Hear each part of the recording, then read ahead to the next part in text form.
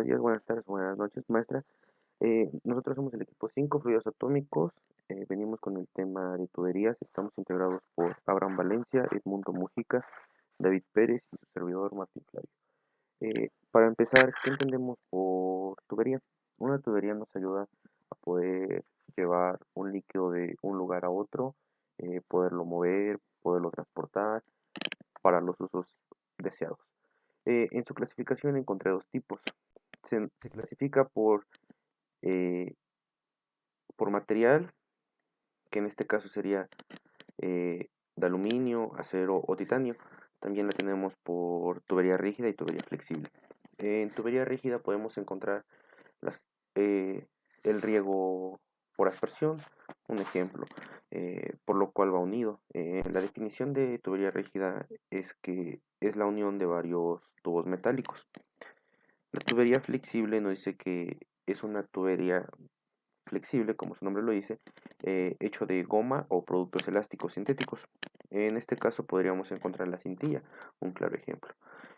También encontramos que se caracterizan, perdón, por su diámetro y por su resistencia a la flexibilidad.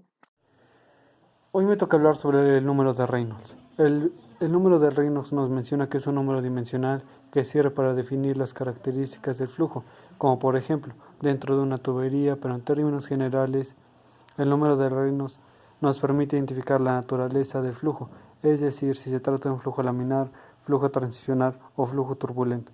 Nos indica la tendencia del flujo hacia un régimen turbulento respecto a uno laminar y la posición de estado dentro de una longitud determinada. Mi tema es 5.3, pérdida local o localizadas.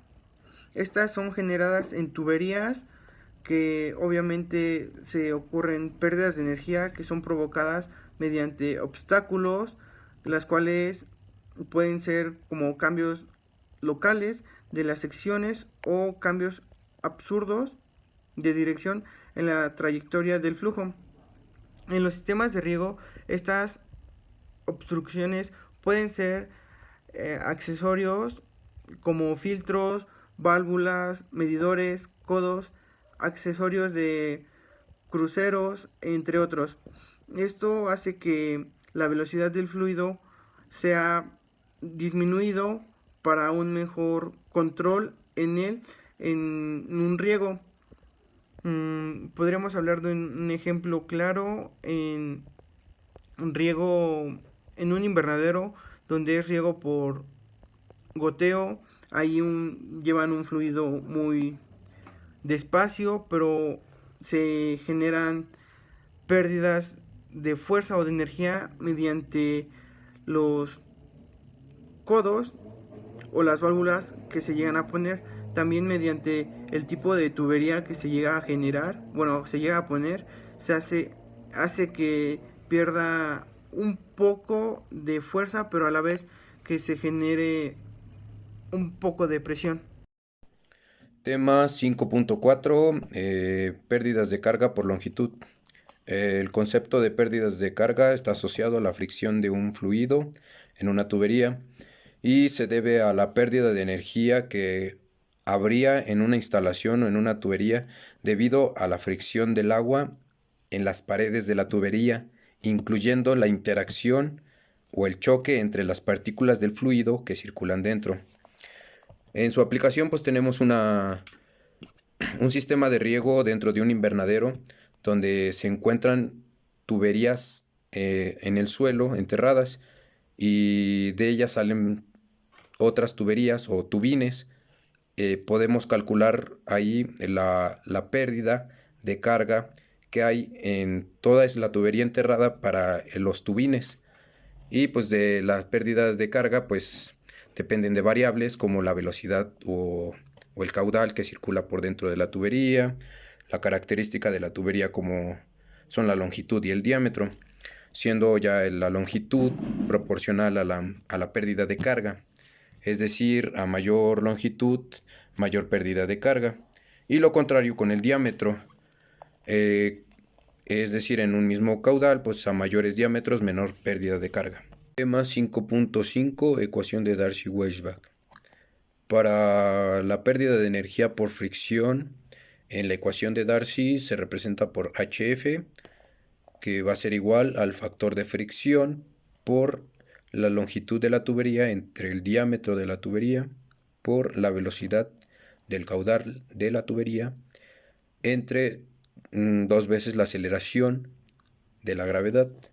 Entonces, en su aplicación de esta ecuación, tenemos que queremos abastecer una parcela, pero tenemos un depósito o una fuente hídrica alejada y necesitamos meter un sistema de tuberías para poder abastecer la parcela.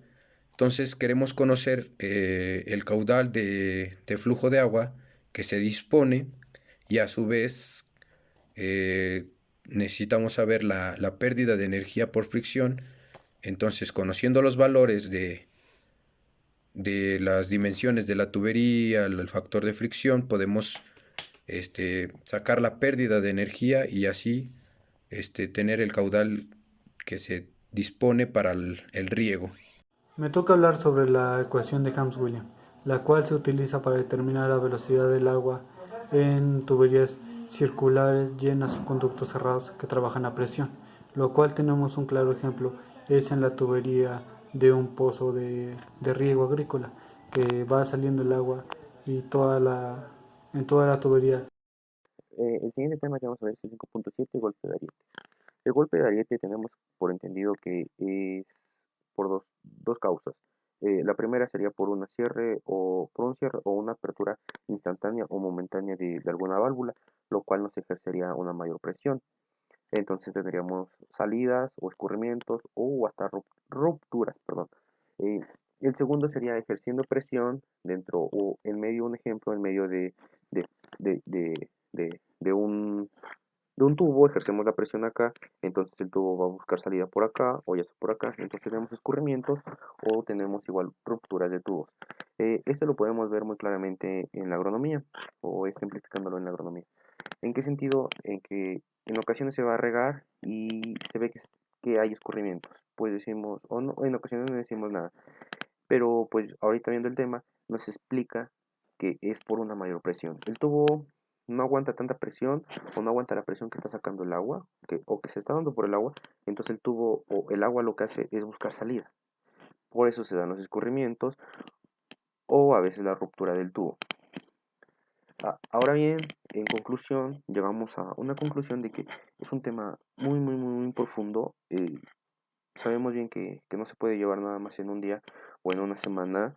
En lo personal yo siento que nos falta más, lo sé, sabemos que tratamos de hacer lo mejor posible, pero es un muy buen tema en lo personal, o por mi equipo y en lo personal. ¿Por qué? Porque nosotros estamos en la agronomía y tenemos que saber sobrellevar y tener que resguardar la mayor posiblemente de agua o de recursos naturales.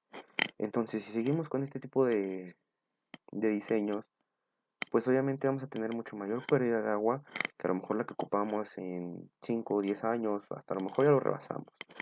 Entonces, pues yo creo que más que nada es concientizarnos cada uno de nosotros y tomar conciencia del saber de lo que estamos haciendo mal. Tan fácil es a lo mejor comprar un tubo de 1 pulgada extra, 1 pulgada más, o, o tratar de no abrir tanto la válvula y ver que evitar ese tipo de derrames de líquido. En ese sentido, pues yo creo que lo podemos hacer tan fácil, pero pues por la mala costumbre, perdón, de hacerlo pues así, o como nos lo han enseñado, como nos lo han inculcado. Pero para eso estamos aquí, para aprender y en lo personal yo me llevo un gran aprendizaje. ¿Por qué? Porque sabemos o sé en lo personal ahora que si llego a ver una fuga de agua entre tubo y tubo, entre conexión y conexión, pues obviamente tenemos ahí una presión que el tubo no está aguantando. Entonces, en lo personal es un tema muy importante y muy interesante en nuestra vida estudiantil y que la verdad, en lo personal, maestra, le agradezco mucho por este tema, muy, muy buen tema. Eh, y más que nada, maestra, en nombre de todo mi equipo y mío, le damos las gracias por tomarse la molestia de ver en nuestro humilde video. Buena noche, buena tarde o buen día, maestra.